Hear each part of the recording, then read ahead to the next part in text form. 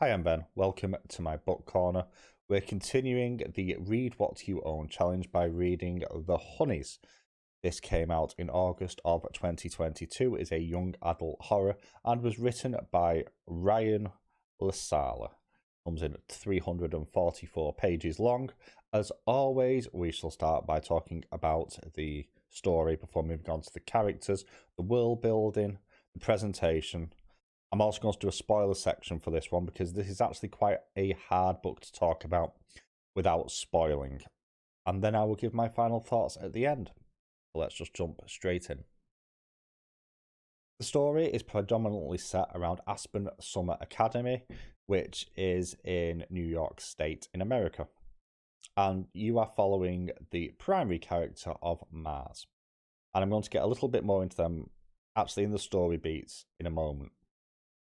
At the beginning of the story, Mars's sister dies in a violent and tragic fashion, and they decide that something to do with this summer academy has contributed to a change of behaviour over the last year and the cause of their death, which is at least suggested in the title to have been a brain tumour. Now, in terms of Mars, Mars has also attended this summer academy before. However, there were a number of issues, which I'm not going to go into too much detail here, which meant that they had to leave the camp. The camp is split very rigidly into male and female sides, and this is a little bit where Mars fell foul due to the fact that they are gender fluid. And you now have Mars going back to the camp. They are put into the male side of the camp, and you've got the acclimatization of back into this place where there's some really traumatic memories, as well as trying to figure out what happened to their sister. And you have multiple different cliques going on here. You've got some political intrigue in terms of camp politics itself as well as coming to terms with the fact that there was some things of this place that they really did like. And you obviously as well, because this is a young adult novel, there is a bit of a romantic subplot which does actually play into the story proper as well and is pretty well done. So overall, there's a lot of red herrings in here. There's a lot of intrigue. There's a lot of suspense. And it does a good job of keeping things quite mysterious all the way through. So straight off the bat, this is a strong storytelling sort of framework. So we're going to start by talking about Mars. Mars is the primary character of this story. We first of all need to speak about Mars's gender and pronouns. And the reason we need to talk about that is because of the way the camp itself is set up, as there is a clear gender divide there, and how, due to the nature of that very binary divide, Mars has some challenges. And the key thing to note with Mars, there's three key things. The first one is that they are gender fluid, so they neither identify, at least consistently, as male or female.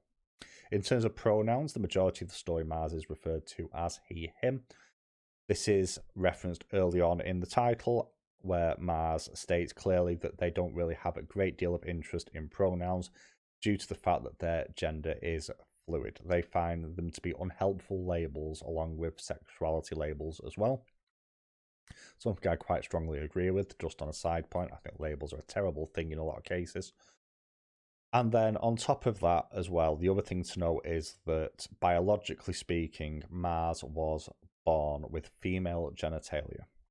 So that matters because of some historical problems that Mars had at the camp, which is why they haven't been there for a number of years, and also plays into the fact that they are placed within Bear Lodge, which is on the male half of the camp this time around.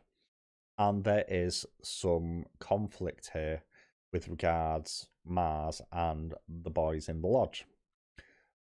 Part of this is caused because there's a bit of confusion about why Mars has been put with the boys on the part of some of the boys, not all of them. But also on top of that, you have the fact that Mars is not there to make friends. So makes a point of making a show of people at times. Is quite sarcastic, quite snippy. Doesn't really want to engage with the people in their lodge.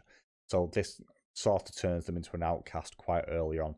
As well as the fact that because of previous events that happened before the story, They are seen in quite an ill light for basically stopping or preventing sort of like there was a very gendered, almost like a war between the different parts of the camp, very competitive spirit, and that has kind of been banned now in the camp in many regards. You don't have quite as much of a competitive edge there.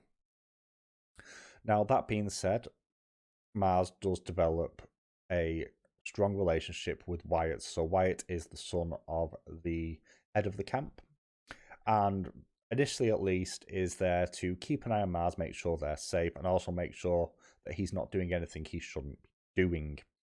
Specifically, there's a concern that with Mars being back, they will try to derail the camp in some way, which is absolutely what Mars wants to do. Mars is quite snippy, very sarcastic, quite quick-witted, and this does cause a lot of their own conflict within the camp as well. The other major group to talk about is the Honeys.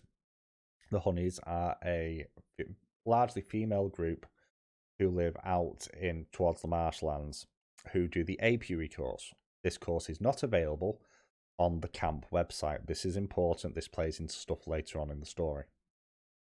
The interesting thing about them is whilst there are multiple people there who do have personalities, by and large, they are referred to as a group.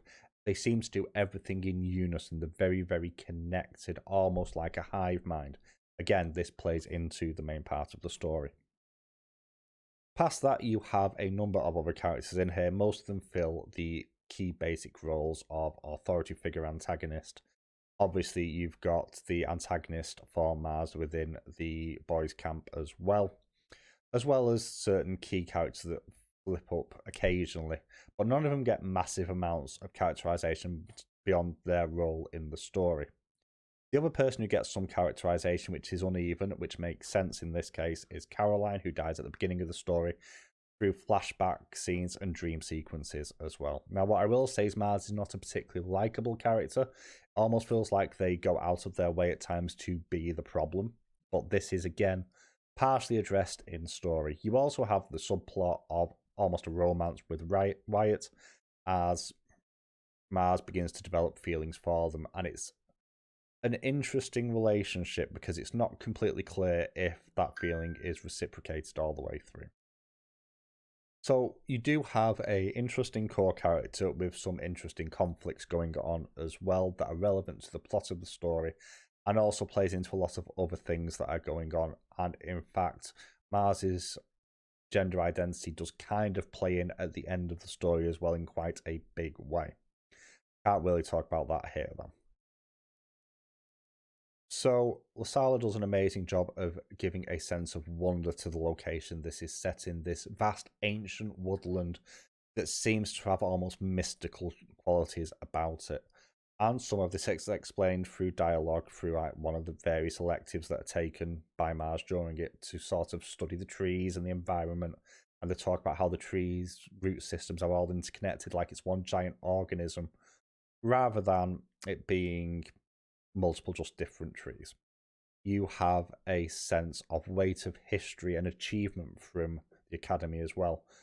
This is really reinforced by the fact that not only the people that are there now, but their parents went, and their parents' parents, and a lot of them seem to have done rather well of themselves.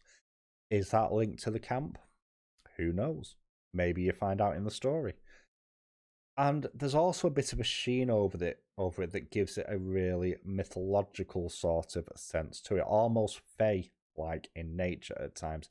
And you can't always tell whether this is a case of this being an unreliable narrator due to trauma, due to injuries, due to preconceptions as well on their part, or whether it's really happening. And in many regards, we don't always get a complete answer to that as well. And of course, you also get the various different lodges and their historical significance as well. In particular, we see this with the Honeys, where that lodge was originally seen almost like the charity hut where people who were not as well off would go and tend the bees. And those people actually one day suddenly became incredibly successful, and that lodge over time became very much a lodge to be a part of if you could get there, to the level where the course for apiary was not put online. Now, there are other reasons for that, which I'm not going to spoil here. The other main lodge we're with is the Bear Lodge, and this is an interesting take on what happens where you leave a one-gendered group together with little supervision and very few restrictions. The Summer Academy itself is described as very hands-off in terms of conflict resolution, to the point of endangerment, as we discover from Mars's backstory as well, as some things that go on within this.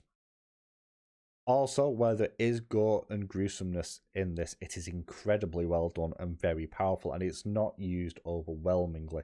And again, you do have moments where some of this very disturbing imagery is unclear whether it is in the mind's eye or whether it's actually happening.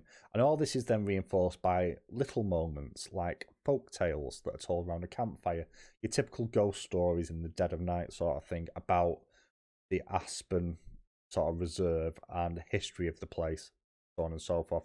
And you get little snapshots of different points of humanity throughout, which really does make this a really deeply woven text of world building that does elevate it beyond a lot of other YA novels and horror as well. That fetches us to presentation, because it's a bit hard to go into world building without talking about the writing of this.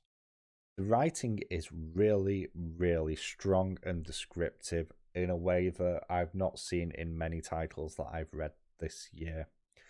There is a real exuberance and charm to the writing style that can suddenly turn on a dime and become incredibly blunt force in its approach to showing certain scenes.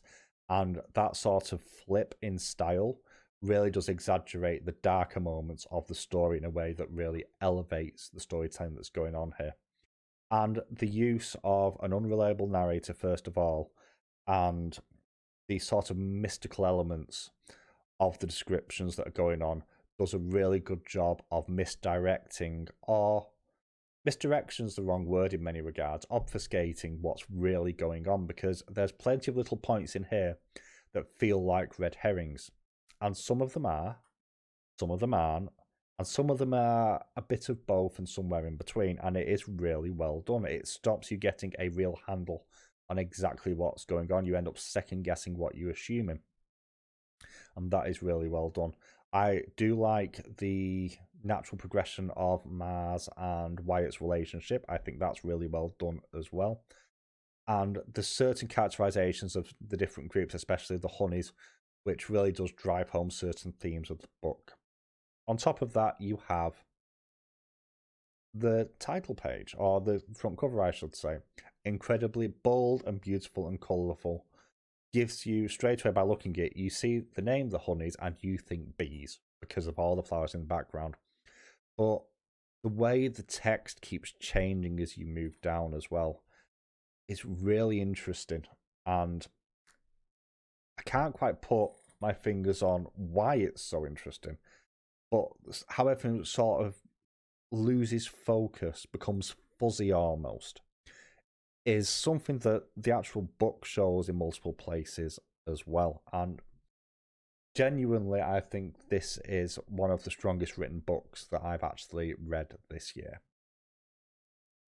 So I didn't vibe with this book as much as I actually wanted to, and it's a bit odd to me in many regards, because objectively, this is amazingly well written. It is very solidly paced. It has some really interesting ideas at play and some really cool concepts. And in general, the characterization is pretty solid and does play into the story in a way that many other titles fail to do as well. On top of that, the mystery box element that's going on here, and I say element, there's multiple as it turns out, is also done in such a way that you can't quite figure out where the mystery is, let alone what the mystery is. And anytime you think you have a handle on it, it does a good job of just twisting the perspective just a little bit. So objectively speaking, this is a really, really, really good book. I just personally didn't vibe with it for whatever reason. I'm not sure why. I think That puts me as an outlier, though. I have seen a few reviews that have said I don't know what happened, and I kind of fit more into that school than the majority who just think that this is amazing. I would put this, for me personally, this sits in high C tier, but I think if you get this book, you will absolutely love it. So that's my thoughts on this one. I am going to do a spoiler section after this. If you're not staying around for that, I'm going to thank you now for watching. Have you read this? What did you think? Let me know in the comments below. If you're staying, though, we have spoilers up next. Spoilers now for certain key things that happen in the book. Spoiler tag is on the screen. I've already mentioned that it's quite hard to tell throughout a lot of this book exactly what is causing some of the things that are going on, whether it is unreliable narration or magic or a mixture of both. And the answer is more magic, but there is a fair mix going on here. You have the various different primary groups, and you have the personal rivalry, first of all, with Mars and the other members of the Bear Cabin. And that is a very obvious conflict point, to the point where you don't necessarily buy that as the primary threat, beyond an individual level. And that stays relatively true throughout, but that enables other threats to appear. And you have multiple mythical-like things going on. You have fuzzy memories, you have alteration of memories, you have people going missing but never being reported. And the further into the book you go, the more obvious it is that there's some sort of gap going on here and nobody's quite aware of what it is. But you also have the Academy itself as a political organisation, for want of a better term, as they are very standoffish. And this kind of links into the almost cult-like way that the Academy is built in many regards. We don't get involved in the people's issues. We don't snitch. We don't tell. And there's very much almost an indoctrination going on, so that it's perfectly natural when things go wrong to just keep it to yourself, which is very cult-like behaviour. But then you have the honeys.